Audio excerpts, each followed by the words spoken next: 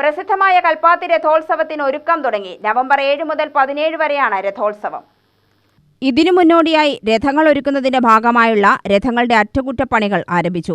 ദേവരഥങ്ങൾ പുറത്തേക്കിറക്കാൻ രഥധാമത്തിന്റെ പാളികൾ അഴിച്ചുമാറ്റി. നവംബർ 8-ന് 4 ക്ഷേത്രങ്ങളിലും കൊടിയുയർത്തും. അഴുക്കുചാലുകളുടെയും പാതയുടെയും നിർമ്മാണവും പൂർത്തിയായി വരുന്നതായി വാർഡ് കൗൺസിലർ വിശ്വനാഥൻ അറിയിച്ചു.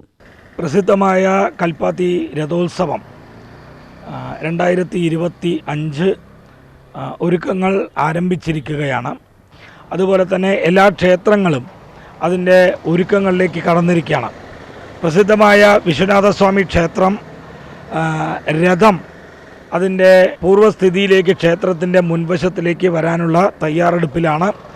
ഏകദേശം 8-ാം തീയതിയോടുകൂടി കുണ്ടമ്പലത്തിൻ്റെ മുൻവശത്ത് കൊടിയേറ്റത്തിന് തൊട്ടു മുൻപായിട്ട് തന്നെ എത്തിച്ചേരും. 13-ാം തീയതി രാത്രിയോടുകൂടി 14-ാം തീയതി 1-ാം തേരിനുള്ള പൂർണ്ണമായ അലങ്കാരം പൂർത്തിയാവും. 8-ാം തീയതിയാണ് ഇത്തവണത്തെ രഥോത്സവത്തിന് തുടക്കം കുറിക്കുന്നത്. ഇതിൻ്റെ ഭാഗമായ 4 ക്ഷേത്രങ്ങളിലും 8-ാം തീയതി കാലത്ത് കൊടി കയറും. അതായത് പാലക്കാട് നഗരസഭ ഫെബ്രുവരി 2025 തന്നെ രഥോത്സവ വീഥികൾ BMBC നിലവാരത്തിലേക്ക് ഉയർത്തിയിരിക്കണം.